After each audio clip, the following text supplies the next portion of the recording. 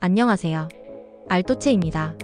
연애를 하다 보면 특히 서로 다른 문화권에서 온 사람과 사랑에 빠지면 사랑만으로 해결되지 않는 문제들이 생기기도 합니다. 문화 차이는 연애를 더 특별하게 만들 수도 있지만 때로는 예상치 못한 갈등을 불러오기도 하죠. 오늘은 연애에서의 문화 차이를 극복하는 방법에 대해 이야기해 보겠습니다. 1. 서로의 문화를 이해하려는 열린 태도 갖기. 연애를 할 때 중요한 건 내가 옳고 네가 틀렸다가 아니라 우리는 다를 수 있다 라는 걸 인정하는 것입니다. 상대방이 중요하게 여기는 전통이나 관습을 가볍게 여기지 마세요. 왜 그런 문화가 존재하는지 이해하려고 노력해보세요. 편견 없이 배우려는 태도를 가지면 서로에 대한 존중이 자연스럽게 생깁니다.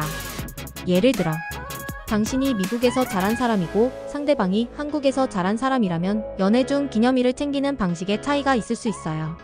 한국에서는 100일, 200일 기념일을 챙기는 경우가 많지만 서양에서는 보통 1년 단위로 기념일을 챙기죠.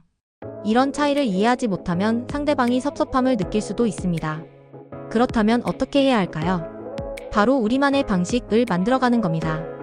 서로의 문화에서 좋은 부분을 가져와 함께 새로운 연애 문화를 만들어 보세요. 2. 소통 그리고 또 소통. 문화 차이에서 오는 갈등은 대부분 당연하다고 생각한 것들 때문에 발생합니다. 그렇기 때문에 소통이 핵심입니다. 상대방이 중요하게 여기는 가치가 무엇인지 자주 대화하세요. 혹시 불편한 점이 있다면 쌓아두지 말고 부드럽게 이야기하세요. 서로가 받아들이기 힘든 부분이 있다면 중간점을 찾아보세요. 예를 들어 당신이 서구 문화에서는 자연스러운 스킨십에 익숙하지만 상대방이 좀 더 보수적인 문화권에서 자랐다면 연애 초반부터 스킨십의 속도 차이로 갈등이 생길 수 있어요. 이럴 땐 상대방이 불편해하지 않도록 천천히 조율해 나가는 게 중요합니다. 핵심은 내가 익숙한 방식이 무조건 맞다는 생각을 버리고 상대방의 입장에서 한 번 더 생각해보기 입니다. 3. 갈등을 해결하는 법 배우기.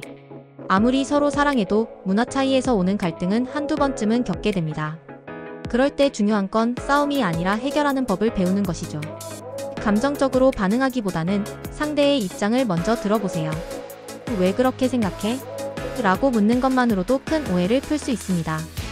차이점을 극복하는 과정 자체를 함께 성장하는 기회로 삼으세요. 예를 들어 명절이나 가족 모임이 중요한 나라에서는 연인도 함께 참석하는 게 당연할 수도 있어요. 하지만 반대로 개인주의적인 문화에서는 연인이 가족 모임에 참석하는 것이 부담스러울 수도 있죠.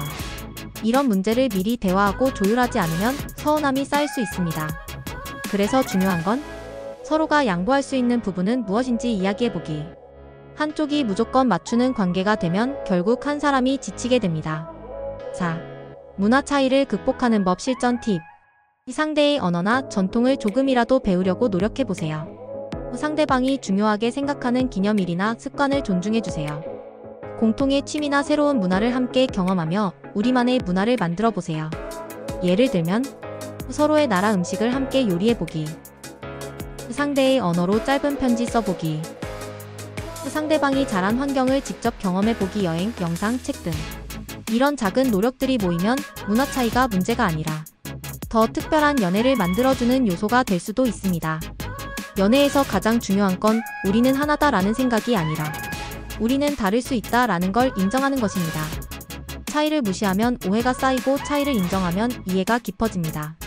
서로를 더 잘 이해하기 위해 대화를 나누고 배려하고 함께 성장하는 연애를 해보세요. 지금까지 여러분의 연애를 응원하는 알토체였습니다. 영상이 도움이 되셨다면 좋아요와 구독 꼭 눌러주시고 여러분의 경험이나 생각도 댓글로 남겨주세요. 여러분의 연애를 응원합니다. 다음 영상에서 만나요.